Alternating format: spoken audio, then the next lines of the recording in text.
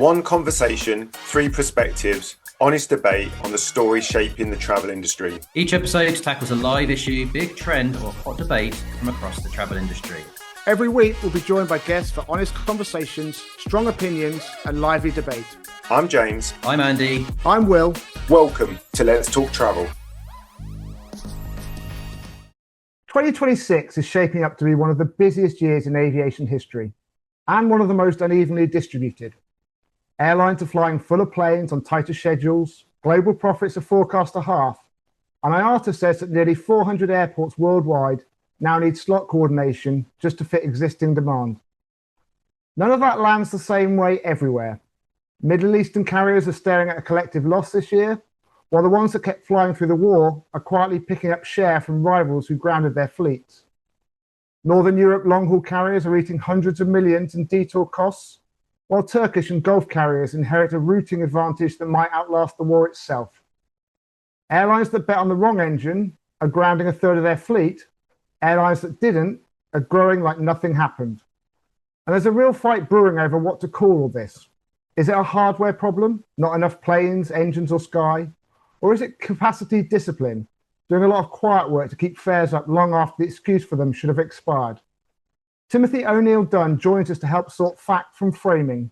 40 years in aviation and travel distribution, from Expedia's founding team and WorldSpan to building Air Black Box and now running T2 Impact. So today we're asking, what is actually the constraint? Is it actually real? Who's winning and who's losing? And is any of this getting better? Or is this just what flying looks like now? Let's talk travel. Oh dear, I thought you were saying let's talk airplanes or let's talk airports, all of the above. All of the above. All of the above. All right, let's start with the issue of capacity as a macro thing. Now, you know that when a plane takes off, it goes up, it cruises nicely, and then it comes down to land. And its most efficient phase is when it's cruising.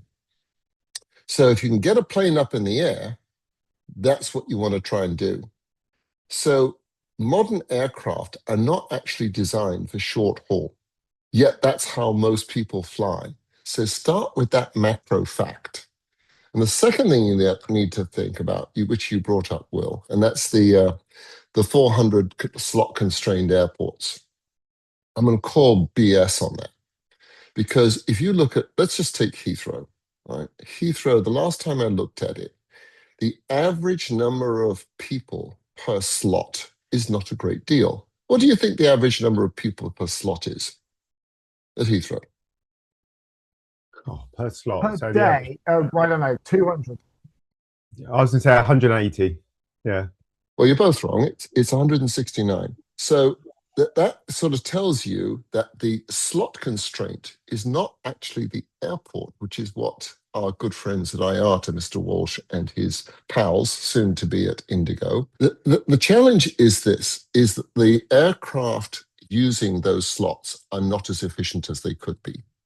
And to give you a global idea, Heathrow's slot capacity is, if you were to take all things, which is the largest size aircraft in the fleets of the aircraft using them, of the airlines using them, and evenly space it out between narrow body and wide body, it works out that they're only about 70% efficient. So the issue is actually not the number of slots. The issue is the use of the slots. And of course, there is something else called, well, terminal buildings, but we all know how lovely terminals are. They can accommodate millions more people. Not. But the issue of this use of slots and putting in a smaller aircraft when a bigger aircraft would actually make it more efficient is a kind of a huge issue that everybody is kicking the can down the road. So perhaps, and this is going to be not a very popular statement, perhaps Heathrow doesn't need a new runway. That would be a really interesting fact, because if Heathrow actually built a decent link between Heathrow and Gatwick at far less money than the cost of the new runway and the 1,000 houses that they will displace, not to mention the continued noise and aggravation. If they did that and used Gatwick more efficiently for short-haul traffic, and Gatwick, remember, is getting a second runway, that would be far better use of money than what is being proposed. But nobody wants to hear that story.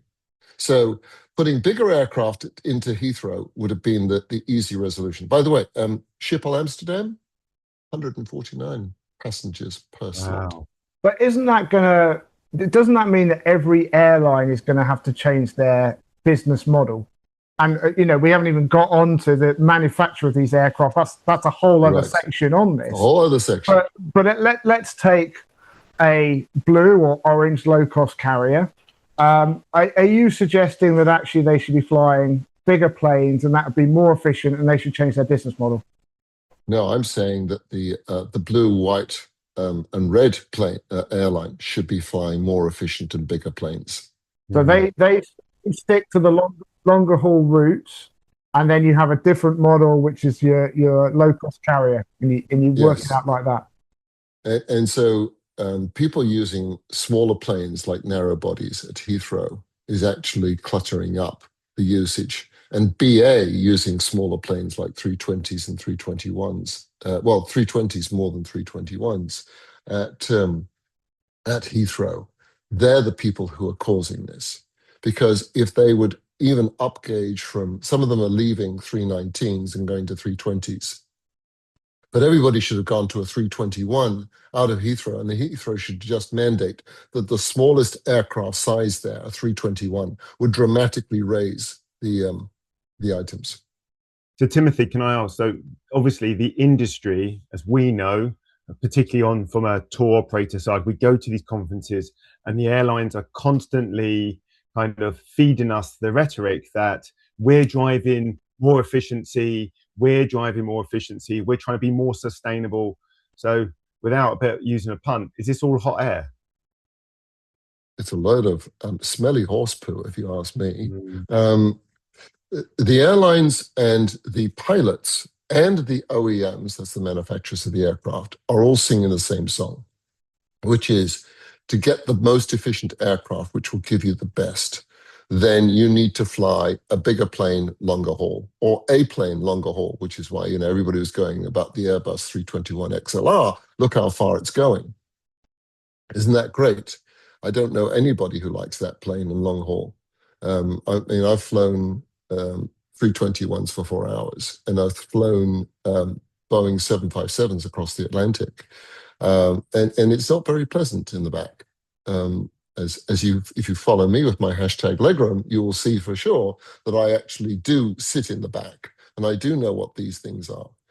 But I think, going to your point, that are the airlines making a bit of a story here that is it is a bit like crying wolf? I think the answer is yes, because they are not prepared to give up that slot, thinking that the slot is the constraint. If governments came in and regulators came in and said, all right, we now want the most efficient plane to be flying out of that, and figuring out the rest of that problem, then Heathrow should only have wide bodies. It should build another terminal, but no need for another runway. And it should be using those runway slots a lot more efficiently than it is, to boost that number up from a small size of average capacity to a larger size. But like I said, if you were to build a decent connection between Heathrow and Gatwick, which is quite possible, look at what they did with the Elizabeth line, and then you would do fine. A little rant on the Elizabeth line. The Elizabeth line could technically go all the way to Stansted, but because of the railway situation, it has the wrong trains. It can't take a train. Timothy, the railways is a whole other episode. Oh, okay. I think we should put that one though, Will. We'll get you back for that one. Put that one in your railways. Yeah. So we've addressed the kind of the slot issue. We've at least touched on it. So let's say Heathrow and Gatwick. And just one thing, there's a term for it. It's called slot hogging, and BA is absolutely slot hogging Heathrow. Fair enough.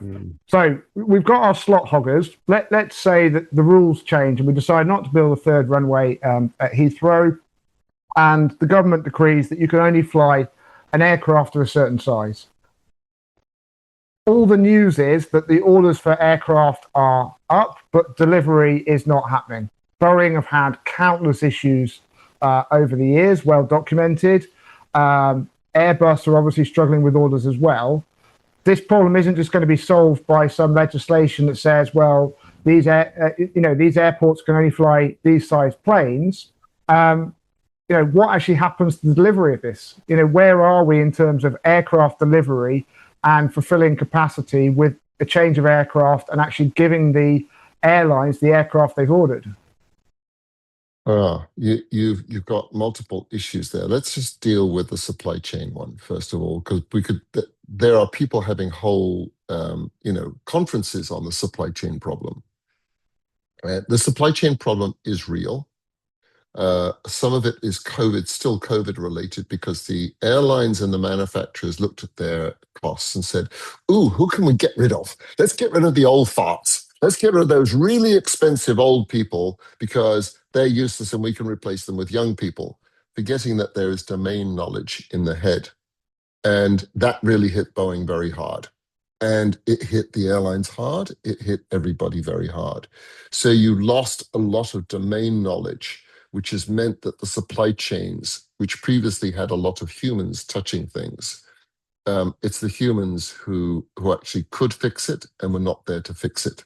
So even before COVID, there was a problem with the aging population of pilots. There's also a bigger problem, which nobody talked about, which was the aging population of what they call A&P.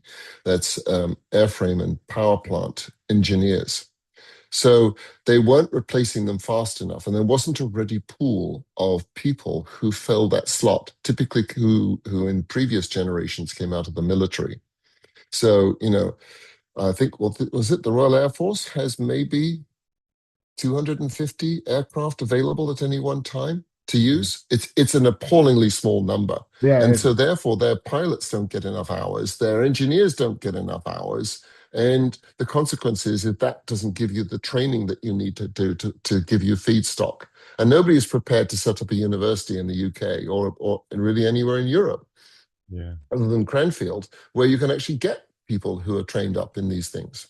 But can it ever improve? I mean, isn't it not a situation that by the time these aircraft get delivered, actually the advancement in technology, the drive towards sustainability is taking us to the next round, and that there's always this lag, and they're always a sort of step behind on these aircraft delivery. So it's a sort of self-fulfilling prophecy that will never be fulfilled.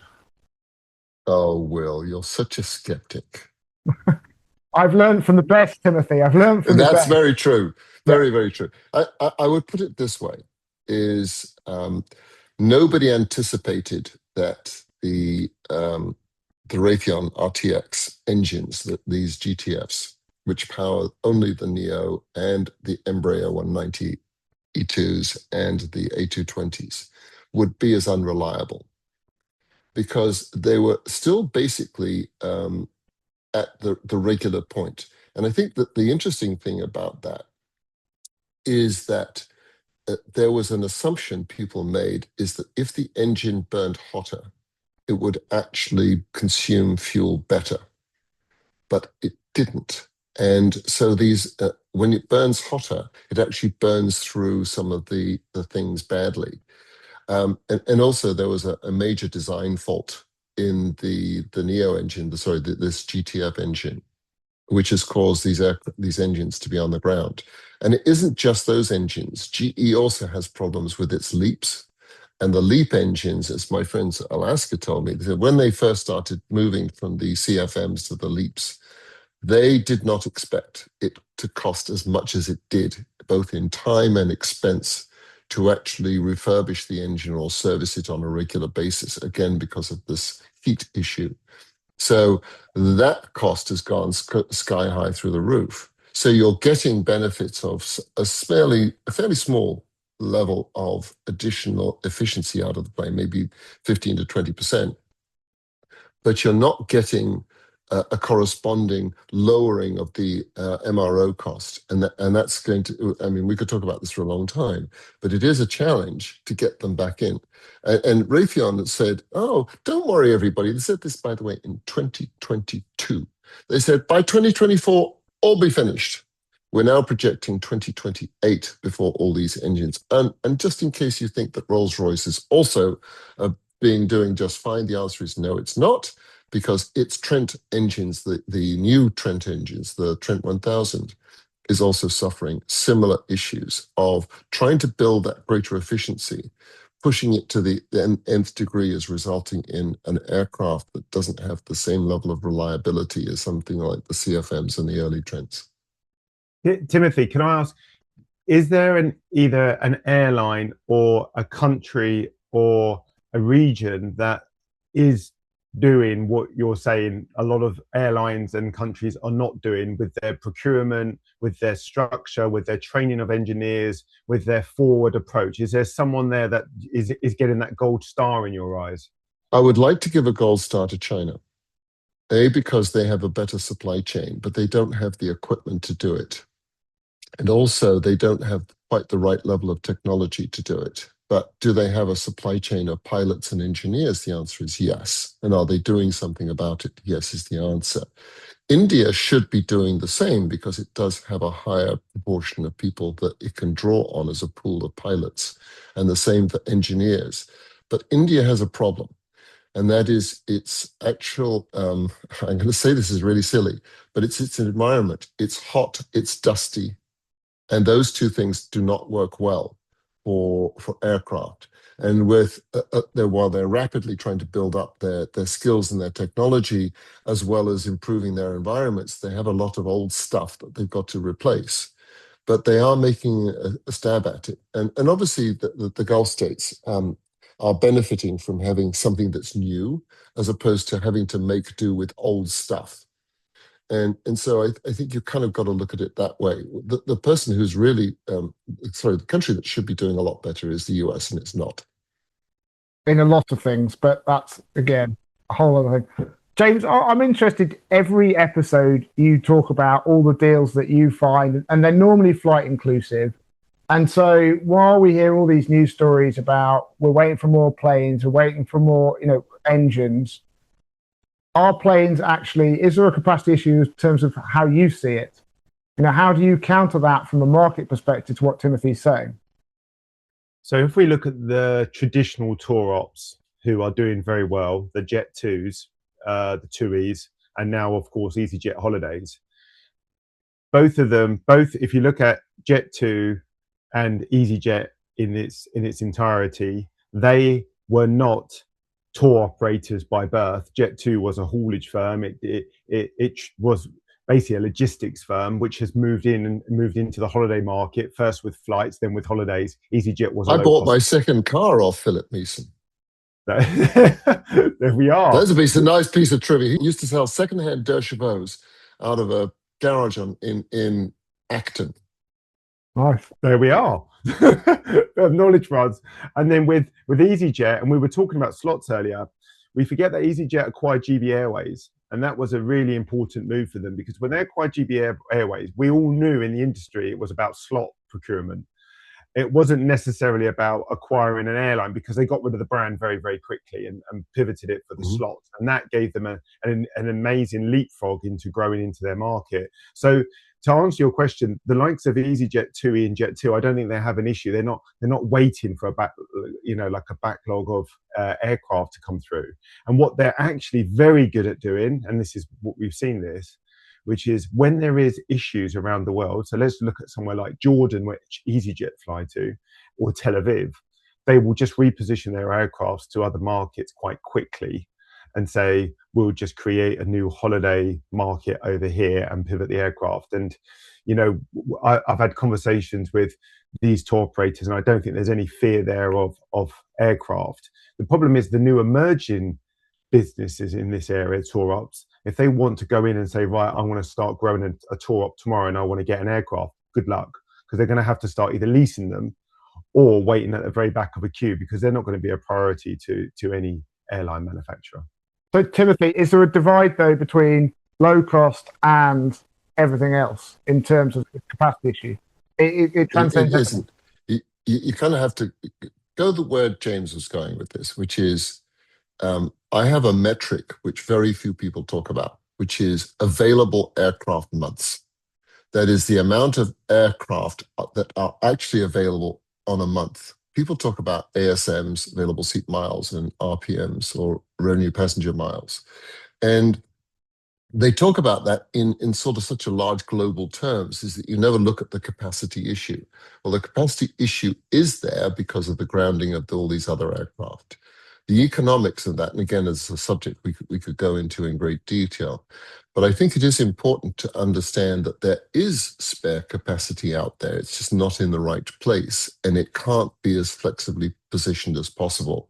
So when James was talking about how Jet2 Jet2 is doing, and TUI and others are doing, they have that flexibility of being able to pick up an asset and plonk it down. So you move basically what is a fixed capital asset and you make it a variable asset.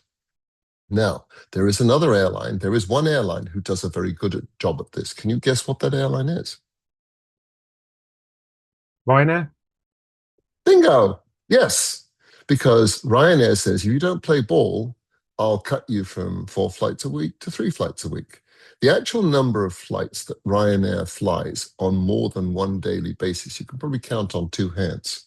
So there are very few routes that they fly. So they actually make it and optimize it. And remember, Ryanair really, like Southwest before it, was never really one airline. It's really actually several different airlines because the planes return at night, the crews return at night. They don't do any of this overnight nonsense. So they can do just fine. So running it in a different way is the more efficient business model. And Ryanair does a really good job in making something that looks like CapEx, which is the infrastructure on the ground and the maneuverability of flights to whatever. And remember, Ryanair, at a flip of the switch, can change the price and people go, yeah, I'll take that. Thanks very much. So you really do need to have this connection, and I'm going to use a terrible word, the connection with retail. The other airline, the big airlines talk about, and it's a load of horse poo, a second horse poo that is, that isn't actually real. Whereas the retailers like the Jet2s of this world, and I'm glad you mentioned Jet2, because I think they are a good example of how that can work. And they've been very successful. EasyJet Holidays, I think, has some challenges because of this equipment that it has. So I know that, for example, EasyJet has a problem because it's got a mixed passenger base, as opposed to Jet2, it's just like binary, up or down. In the case of when an EasyJet passenger gets on board an aircraft, guess which passenger they protect first? It's not their most loyal passenger. It is actually the passenger who's on the outbound of their holiday. That's the one they protect. And so, they've learned to manage that business well. Ryanair, the same. And you contrast that with the big network carriers who've got a far more complex model. And if something goes wrong, which is why I'm actually a fan of Regulation 261, because I think Regulation 261 actually brings a degree of discipline to the airlines that says, no, you can't just fluff off the responsibility with a passenger. You actually have to do something.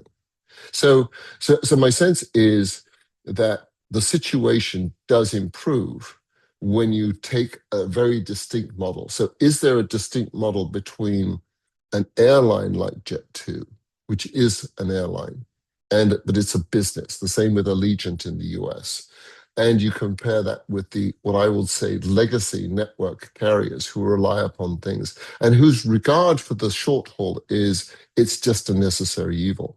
Does that help answer that question?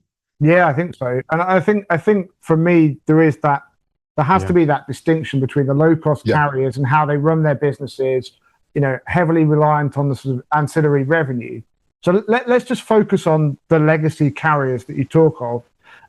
If we're saying that they're the ones that are least flexible and probably have the most capacity issues at the moment, is that something that consumers are going to feel?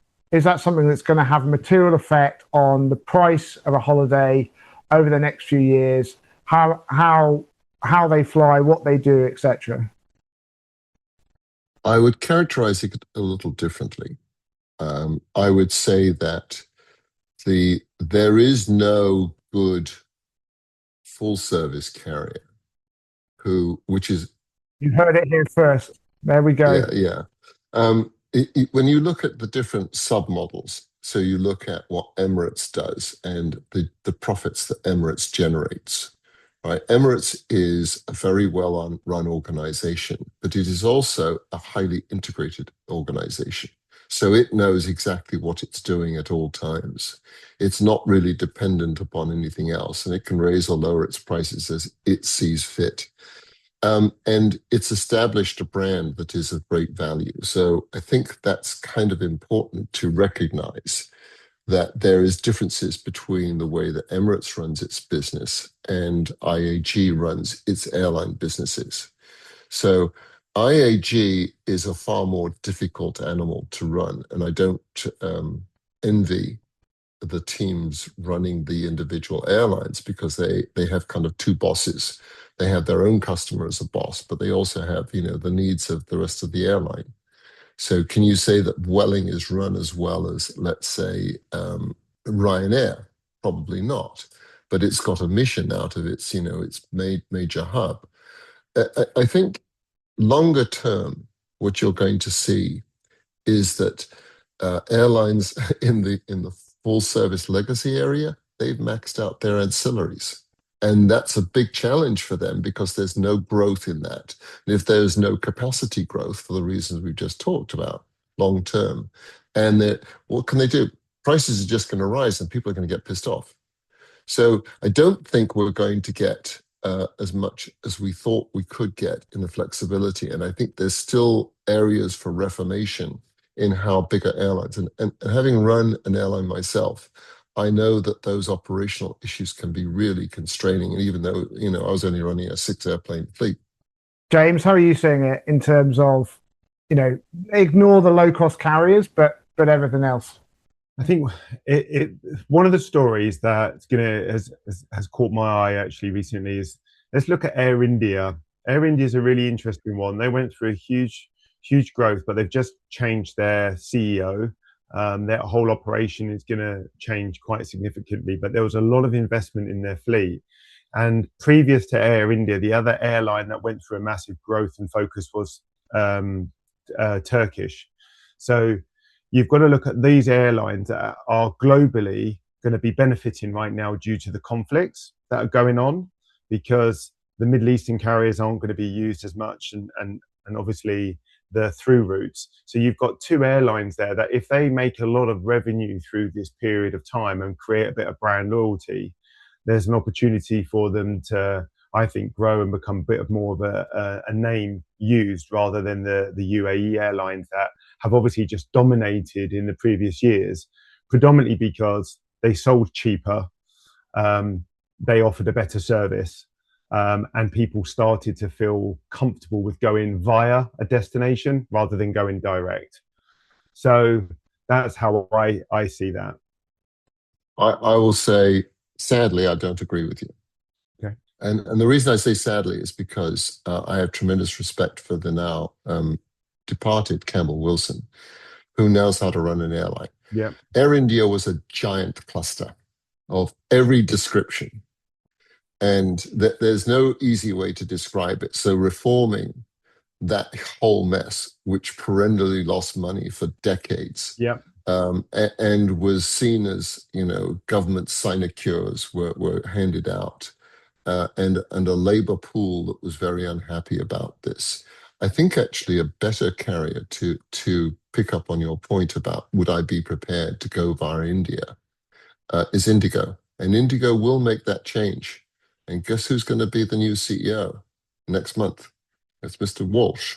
And Mr. Walsh is going to make that, your prediction, actually happen. I also have tremendous respect for Turkish Airlines. I think they have done a solid job of just sticking to their knitting. They fly to more countries than any other airline on the planet, and most people don't give them the credit for that. They also tend to be a tad bit cheaper than the GCC carriers. They're not quite as flashy, but they get the job done, and it's a very pleasant experience. So if you're a Star member, I would suggest that the front cabin on a TK flight is quite acceptable, and they've been forced to do that on their own without any real alliances. Whereas Lufthansa relies upon for a lot of stuff, for example, its relationship with Air Canada and United, and its other relationships like it has, for example. But who knows? I would suggest that you're right, that there's going to be alternative pathways, and the GCC will pick up once Trump is out of office. I know that sounds kind of weird, but it is going to be that length of time. We have the utmost respect for President Trump on this podcast, Timothy. So I can imagine why you'd want to. I'm sorry, I just need to feel the urgency to find a place where I can spit. I do believe that it is important to recognize the resources that can be brought to bear by those carriers because of their state sponsorship, Yes. as opposed to the conventional players who've long since lost that state sponsorship. Yeah. And remember, I didn't say state investment, I said state sponsorship. And it means that there's policy as well that can be influenced.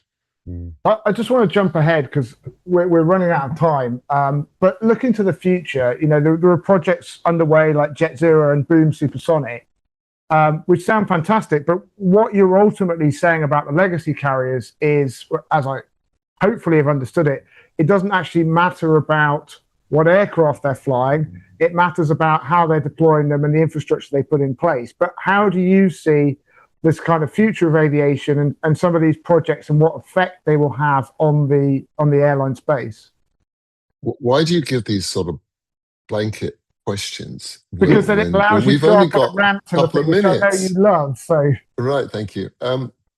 So let's start off with anybody who thinks that net zero in aviation has got any vague possibility of happening needs to have their belief purged. It's always been a fake issue. The way that it was going to be solved was with carbon trading, which of course is immoral in my view. We should just stop all of that. And we should actually take some investment and start to look at what can be done. Aviation fuel is a very weird thing. There is basically very little that you can do to replace kerosene, Jet A1. It just doesn't exist.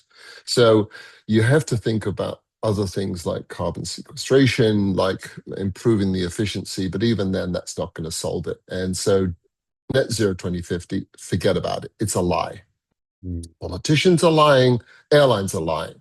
It just doesn't exist. Not possible, never was possible, etc., etc.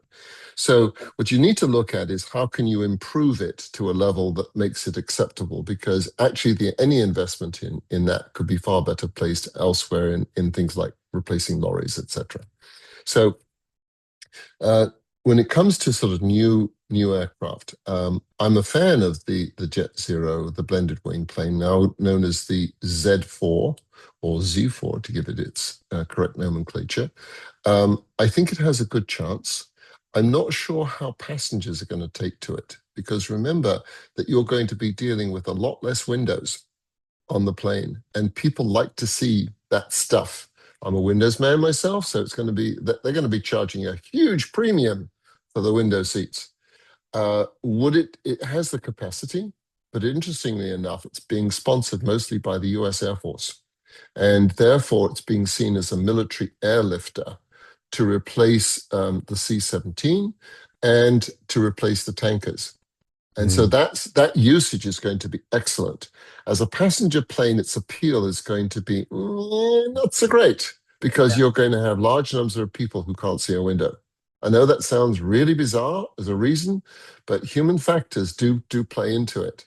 But I'm a fan of the plane because I think that it will be a way to get over the next hump, because it all comes down currently in everybody else's and what they call a T&W, TAW, tube and wing design.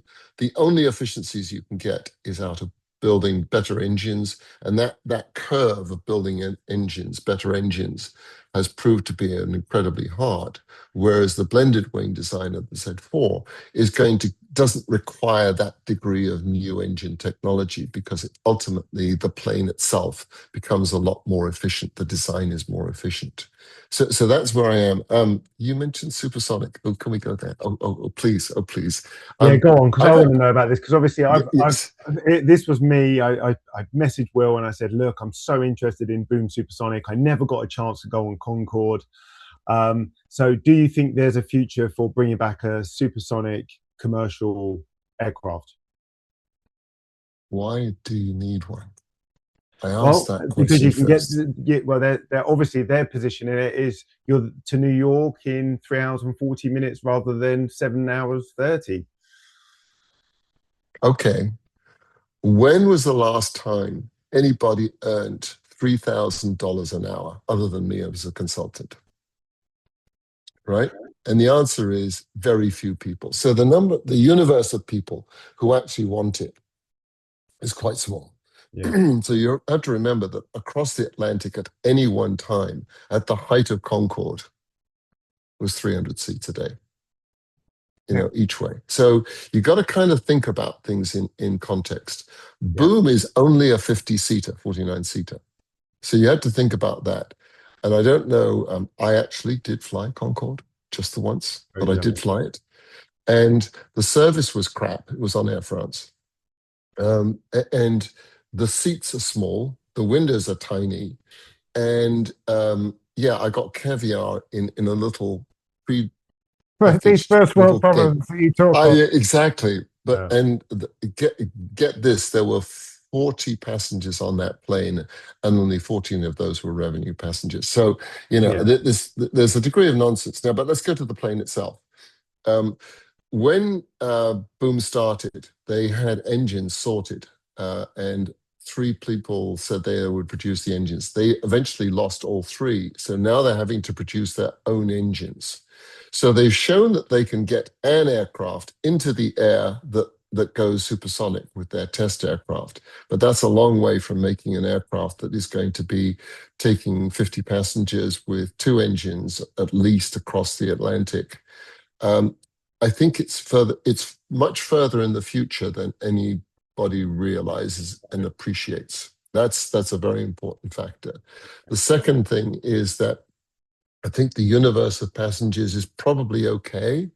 They probably will make it, but will they sell hundreds and hundreds of these? The answer is no. The US is giving them a lot of advantage. They've now permit the flights across the US, which was the big problem that Concorde had. They couldn't overfly the US. Now that's possible, so New York to LA in a couple of hours, there's probably a bigger market than that, than transatlantic, et cetera, et cetera. So I think things are kind of in their way, but it's a long way in the future. And I don't think it's going to be as big as Boom would hope. And they've got to consume an awful lot of capital before their first flight and before their first revenue passenger. Fair enough. Right, moving on to some quick fire for you both. Oh no, I wanted to talk about Project Sunrise. Can't we have a little bit there? No, we've run out of time. So quick fire, Okay. one word, Timothy O'Neill Dunn, please, for both of you. Biggest capacity constraint, planes, engines, or runways? Humans. James? Say aircraft. Airline most likely to surprise in the next 3 years? Well, I'm going to cheat. Indigo.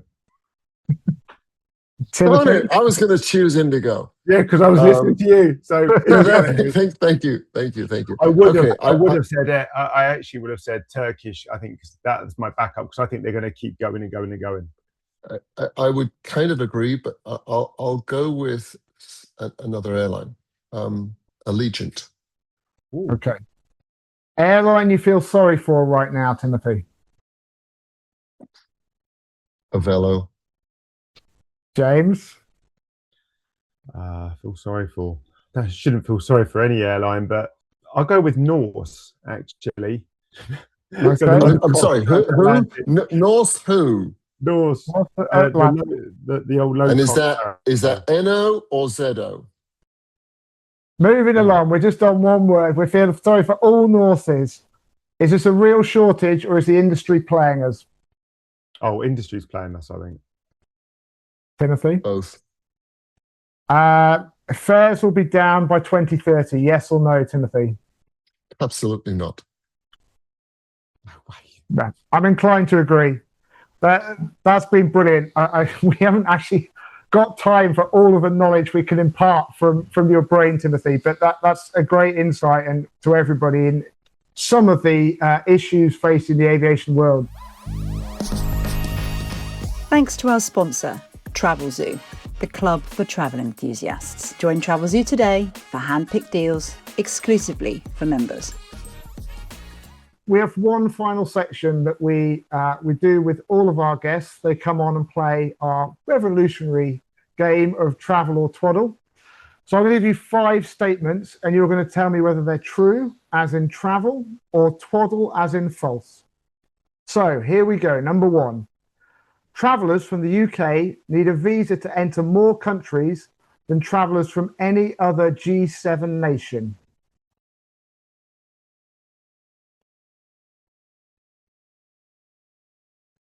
Oh, he's having to think. True. That is twaddle, I'm afraid. No, the UK passport is one of the most powerful, so you are wrong. Yeah, but okay. No, there's no answering. There's no comeback on this. We're there straight is, down the because line. you said that travellers from the UK, if you take the total population of the UK who now needs a visa to get into a visa-like thing to get into Europe, I believe that I am correct. Moving on. You're wrong. Got to go with what's on the page. Number 2, frequent flyer miles were originally conceived by a supermarket loyalty scheme, not an airline. Twaddle. That is twaddle. You are correct. Although, do you want to know where it really started? Because I was actually on the team that started at Western Airlines. It was actually, the replicant was a car wash. There we go. This is knowledge that no one else is getting. We can use this on future travel or twaddle. Number 3, tourists outnumber locals every single day of the year in Venice. Twaddle. That is apparently true. That is true. Every single day? No. Yep. Yeah. You said the Venice There's only Island. about You're correct. 75,000. No, the Venice Island, you're absolutely right. I apologize. If you take the whole area of Venice, including the airport area. Let's moving on. Number 4. Air travel produces more CO2 per passenger per kilometre than any other form of mass transport.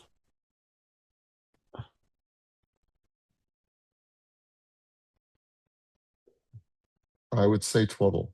You are correct, sir. And number 5, there are more Marriott hotel rooms in the world than there are hospital beds in the UK. True. That is indeed travel.